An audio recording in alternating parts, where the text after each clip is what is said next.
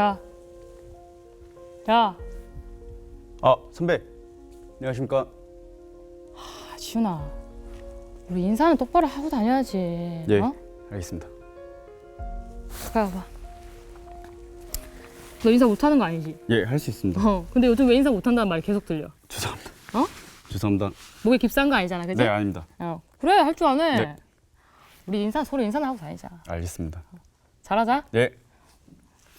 들어가겠습니다. 응.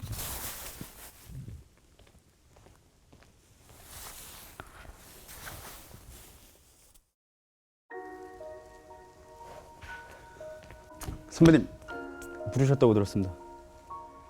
부른 지 언젠데 이제 와. 죄송합니다. 바빠? 아닙니다. 무슨 일 때문에? 무슨 일 때문일 것 같은데. 어? 야, 너 어떻게 하고 다니길래 교수님들한테까지 이름이 나오냐? 교수님한테 덤볐다며. 아니, 덤빈 건 아니고 그냥. 그러면 욕한 건 덤빈 거 아니야? 뭐 믿고 이러네 너 진짜. 죄송합니다. 표정 관리도 못하네. 너 그리고 사회생활 어떻게 할 건데? 선배가 우습지? 어? 야, 교수님도 우스운데 선배가 우습겠지, 그지? 아닙니다. 표정 안 풀어? 표정 안 풀어? 죄송합니다. 야, 엎드려. 아니, 선배 왜 그러세요? 선배 왜 그러세요? 내가 네 친구야? 내가 네 친구냐? 야, 엎드려.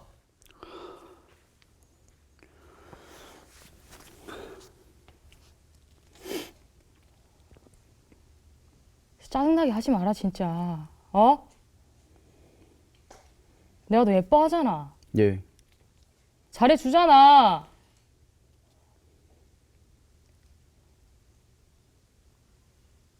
내려갈 때 교수님께 올라갈 때 잘하자.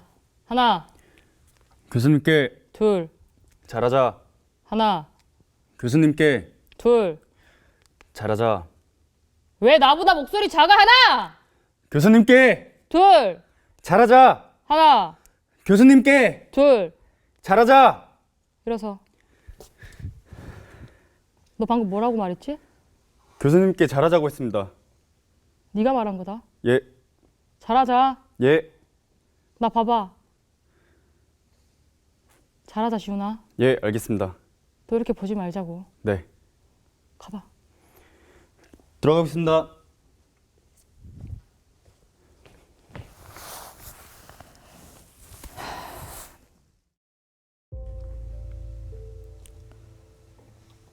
우리 왜 자꾸 이렇게 보지? 어?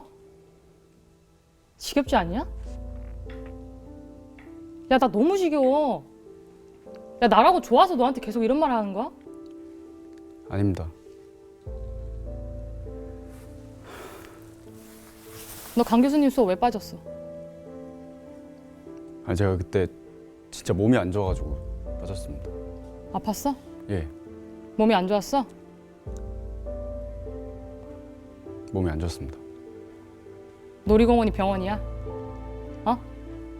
놀이공원 병원이고 네 여자친구는 간호사겠네 그럼. 그지? 그래? 아니, 그 병원 갔다가 제가 장난하냐? 병원 갔다가 늦으면 강의실로 와야 될 거 아니야. 야, 너 이렇게 할 거면 그냥 자퇴해. 왜 다들 스트레스 주고 앉아있는데 네가. 지훈아, 지훈아. 대답도 안 해 이제? 어? 야, 가까이 와봐. 야, 예. 그만하자 진짜. 어? 맞아야 정신 차리냐? 아니지? 아닙니다. 네가 걔 소 돼지도 아닌데 맞아서 정신 차리는 거 아니잖아, 그지? 아닙니다. 지훈아, 예. 기분 나쁜 말해. 말해봐.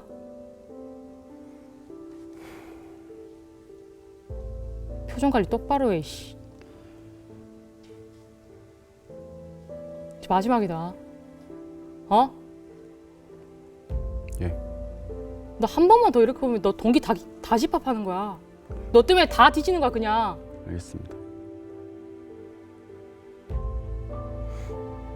죄송하단 말 안 하냐? 죄송합니다. 그럴 때 이렇게 고개를 숙이고 죄송합니다 이렇게 해야지. 씨. 죄송합니다. 짜증난다 가라. 아이씨.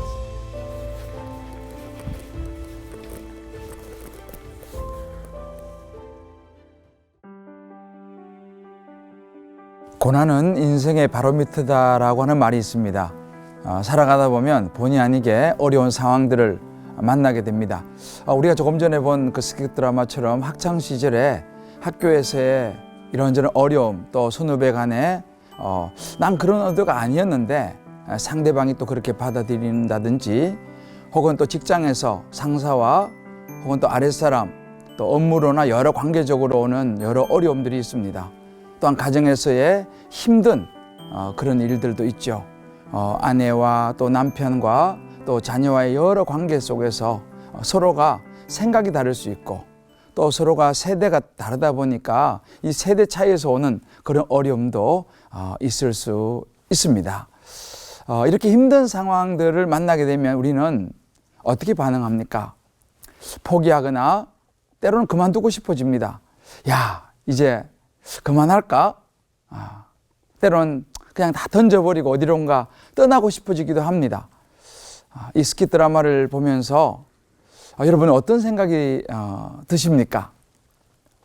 자, 그렇다면 우리가 이런 상황이 우리에게 다가올 때 우리는 어떻게 해야 되겠습니까? 특별히 우리는 그리스도인입니다. 그리스도인으로서 하나님은 우리 눈앞에 닥쳐온 여러 가지 고난 어떻게 보면서 풀어나가기를 원하실까요? 성경 인물 중에서 찾아보게 되면 젊은 시절부터 참으로 그 누구보다도 이 고난과 역경을 많이 겪은 인물이라면 저는 다윗을 꼽고 싶습니다. 다윗은 그 누구보다도 많은 역경을 겪어야 했던 인물입니다. 우리가 얼핏 보면 다윗 하면 이 골리앗을 쓰러뜨린 젊은 시절부터 잘 나간 그런 인생의 이 소유자처럼 우리가 보이긴 하지만 사실은 가만히 다윗을 인생을 들여다보면 꼭 그렇지만 않습니다. 어찌 보면 일이 잘 되었던 인기가 좋았던 그때부터가 사실은 고난의 시작이었다고 볼 수 있습니다. 사울왕의 질투 때문입니다. 10수년을 끝없이 사울왕을 피해 도망다니는 그런 생활을 해야 했습니다. 그날에 다윗이 사울을 두려워하여 일어나 도망하여 가드왕 아기스에게로 가니라고 하는 사무엘상 21장 10절 말씀을 보게 됩니다. 도망다니던 이 다윗이 이제 너무 힘든 거예요. 그래서 이제는 더 이상 이 나라에서 내가 안 되겠다 하고 국경을 넘습니다. 그래서 이 블레셋 땅 가드로 이제 말하자면 망명을 하게 되는 것이죠. 이 나라에서 보니까 이 다윗이, 이 나라는 다윗이 죽인 골리앗의 나라였습니다. 처음에는 분위기가 별로 나쁘지 않았습니다. 가드 왕이 이 용감한 장수였던 다윗의 망명을 받아주려고 했습니다. 그런데 이 다윗의 이 골리앗을 죽인 과거를 알고 있는 이 신하들이 반대를 하는 것입니다. 그의 이 다윗의 충성심을 의심하고 오히려 이 다윗은 위험한 인물이라고 의견을 내세우는 바람에 이 왕도 어쩔 수가 없는 상황이 되다 보니까 다윗이 목숨이 위태롭게 됩니다. 결국 다윗은 그 위기를 모면하기 위해서 미친 척하면서 정말 굴욕적인 모습으로 겨우 목숨을 건져야 했습니다. 잘못된 선택이었죠. 우리 인생에도 비슷한 일이 일어납니다. 작은 빚을 해결하기 위해서 도박이나 이 주식을 하는 사람들이 있습니다. 나이가 찼다고 때로는 서둘러 결혼을 했다가 낭패를 본 사람도 있습니다. 또 이 고3 입생들 가운데서는 재수를 하지 않으려고 하는 그런 마음 때문에 적성에도 안 맞는 학교로 또 학과로 진학했다가 시간을 허비하는 일도 허다합니다. 이렇게 우리가 어려움에 직면했을 때 우리는 쉽게 잘못된 판단을 하게 됩니다. 그러나 이 다윗의 경우와 같이 잘못 들어선 길은 더 큰 어려움을 가져올 수 있다는 것을 우리는 알아야 합니다. 자, 왜 그럼 우리는 그런 잘못된 선택을 하게 되겠습니까? 그 핵심에는 두려움이 있습니다. 빚이 점점 늘어나는 것이 두려워서요. 또 때로는 결혼할 시기를 놓치는 것이 두려워서요. 내 친구들은 모두 대학생이 될 텐데 내가 이렇게 초라하게 재수 학원을 다녀야 되나? 그것이 두려워서 우리는 차선택을 선택합니다. 또 우리는 일단 두려워지게 되면요, 판단력이 흐려집니다. 물론 우리는 그렇게 얘기하죠. 차선도 나쁜 것이 아니잖아요 라고 말하는 분들이 있습니다. 그렇습니다. 차선이라고 항상 나쁜 것은 아닙니다. 그러나 한 가지 분명한 것은 차선은 최선의 가장 큰 적이라는 말이 있습니다. 차선을 찾다가 보면 끝내 최선을 이루지 못하고 이 땅을 떠난 많은 사람들이 있다는 것을 우리는 보게 됩니다. 그래서 우리는 최선을 찾아야 합니다. 그러기 위해서는 두려움을 떨쳐버려야 합니다. 자, 그러면 어떻게 하면 두려움을 떨쳐버릴 수 있겠습니까? 그것은 고난을 직면하는 것입니다. 고난의 시간을 당장 벗어나려고 우리가 막 아둥바둥하는 거, 그것보다는 좀 더 그 고난 속에 들어가서 직면을 당당하게 마주쳐 보는 것도 지혜라는 것이죠. 우리가 예를 들어서 캄캄한 터널을 지나면서 앞이 보이지 않을 때는 잠깐 멈추어서는 시간이 필요합니다. 잠깐 멈추어서서 보게 되면 그 어둠 속에 조금씩 적응이 되면서 어렴풋하게나마 사물이 우리 눈에 보이기 시작합니다. 쉽지는 않습니다. 그러나 어둠 속을 걷는 그 자체가 사실 어렵죠. 고난도 이 어둠과 같습니다. 이 고난의 규모라든지 다양한 모양, 또 시작과 끝을 알기 위해서 우리는 무조건 피할 것이 아니라 때로는 고난 안에 머물러야 한다는 것이죠. 다른 말로 이것은 고난을 직시하는 것입니다. 당연히 두렵습니다. 그러나 우리는 고난을 피해서는 안 된다는 것입니다. 피하면 다윗처럼 더 큰 시련을 만날 수 있습니다. 저는 시골에서 자랐습니다. 시골에서 이제 학창 시절을 보냈는데요. 제가 대학 입시에 실패하고 떨어졌습니다.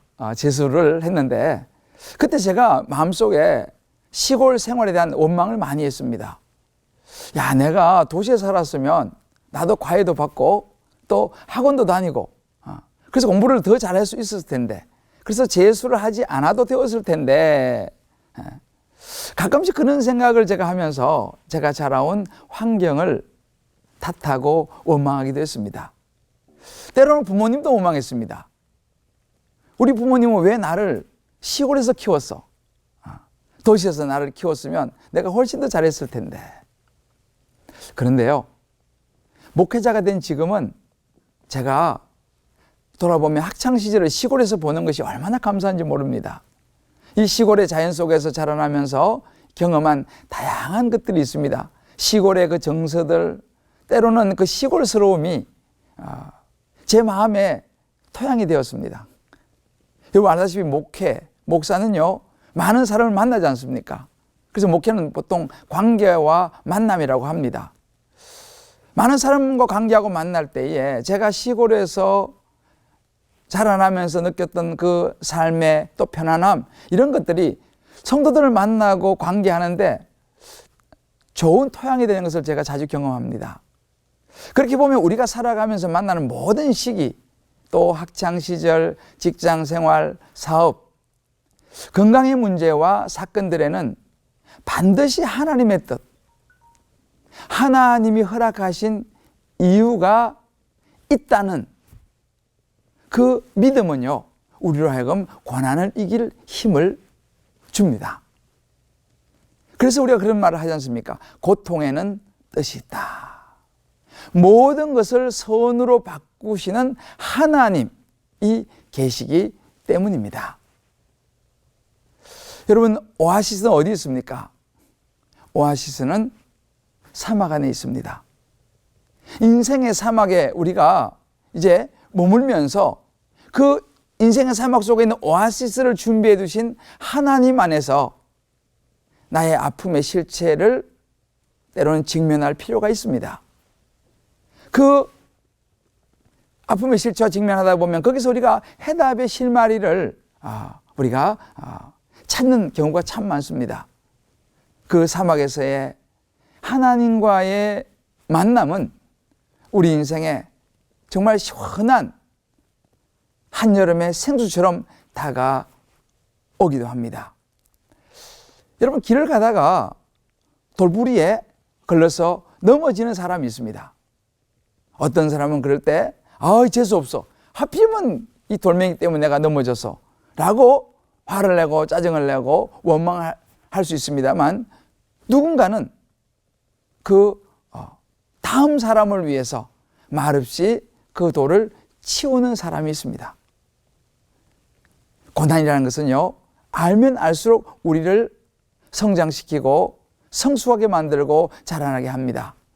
물론 그렇다고 우리가 계속 넘어지라는 말은 아닙니다. 그런 인생을 사는 것은 누구나 싫어하죠. 힘들죠. 다만 고난을 섣불리 피하려고 하지는 말라는 것입니다.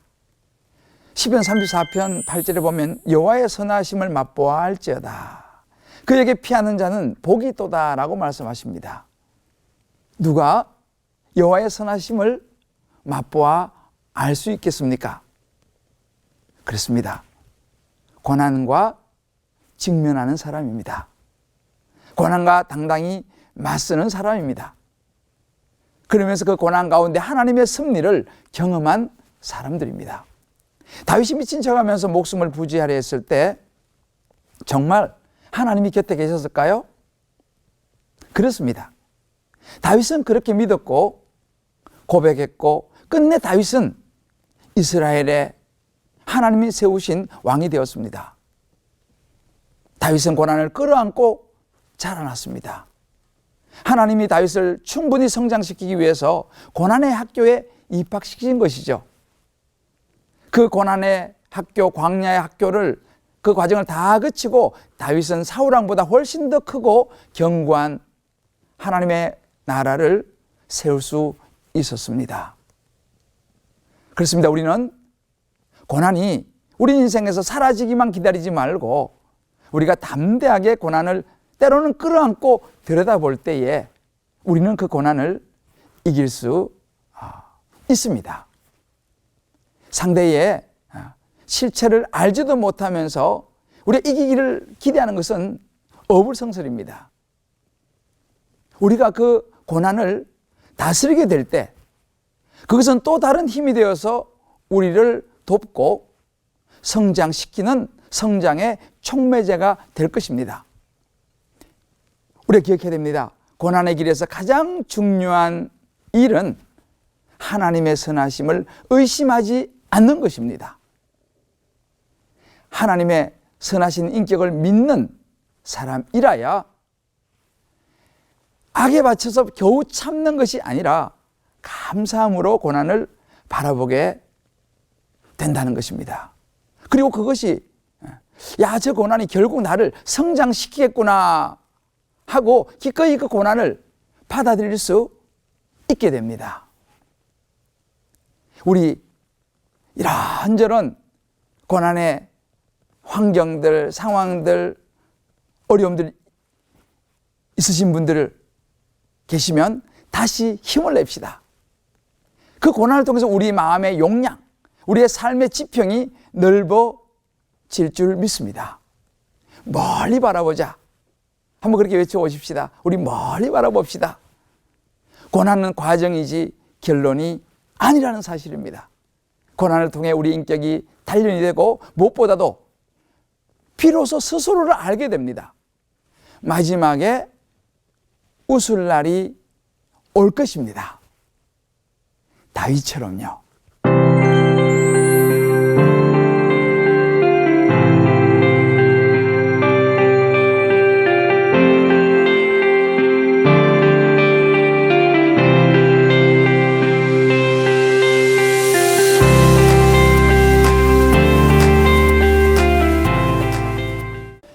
고난은 인생의 바로미터라고 하는 첫 번째 강의 여러분 기억나시죠? 이 다윗은 이 광야 학교에서 참 많은 걸 배웠습니다. 그런데 이 광야 학교 출신들이 많아요. 모세도 광야 학교 출신이고요. 예수님도 사실은 광야 학교 출신이죠. 40일 동안 광야에서 금식하시면서 이제 사역을 시작하셨던 거 기억하시죠? 광야에서는 항상 우리가 기억해야 될 것은 다윗처럼 하나님의 선하심을 바라보는 것입니다. 100% 오르신 하나님, 반드시 내 인생에 좋은 것을 주시고 선한 쪽으로 인도하실 그 하나님을 끝까지 붙드는 것입니다. 그리고 바로 눈앞에 있는 고난과 힘든 것만을 바라보는 것이 아니라 그 너머에 있는 하나님 주실 것들을 기대하면서 멀리 바라보는 것이 너무 중요합니다. 꼭 기억하십시오. 멀리 바라봐야 됩니다. 아직 끝이 아닙니다. 지금의 이 어려움이, 이 고난이 끝이 아니라 그 고난을 통해서 하나님이 여러분들 한 분 한 분을 빚어가시고 이끌어 가시는 과정이라는 사실 꼭 기억하시면서 하나님 주시는 그 고난의 시간이 아니면 들을 수 없는 하나님의 음성, 누릴 수 없는 하나님의 많은 은혜들을 누리시고 이 광야를 통과했을 때 하나님께서 여러분들을 마음껏 쓰실 그날이 하나님의 카이로스의 시간이 왔을 때 여러분들 더 귀하게 쓰임받게 될 줄 믿습니다. 고난은 축복의 통로입니다. 꼭 기억하십시오.